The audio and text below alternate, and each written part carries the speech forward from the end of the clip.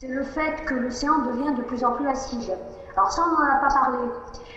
Vous savez que les activités humaines émettent des gaz à effet de serre, en particulier du gaz carbonique, du dioxyde de carbone. Et sur les 35 milliards de tonnes de carbone, de gaz carbonique qui sont émis chaque année par les humains, il n'en reste que la moitié dans l'atmosphère. Parce qu'en fait, il y a un quart qui est pompé par l'océan, qui est capté par l'océan, et l'autre quart qui est pompé par la végétation, en particulier la forêt dans l'hémisphère nord, qui est en train de croître, donc qui capte une partie du gaz carbonique émis par les activités humaines.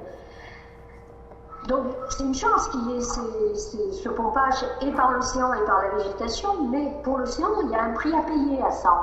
C'est que comme il absorbe une partie du dioxyde de carbone, il devient de plus en plus acide, et ça, les eaux acides, c'est très néfaste pour les organismes marins. On a mesuré que depuis 20-30 ans, c'est une notion que vous n'avez peut-être pas encore vue à l'école, mais ce qu'on appelle le pH de l'océan diminue.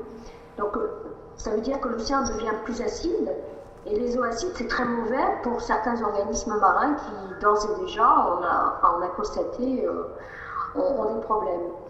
Et cette acidification, elle risque de continuer et s'amplifier dans le futur, et donc avec des impacts, des conséquences négatives pour les organismes marins.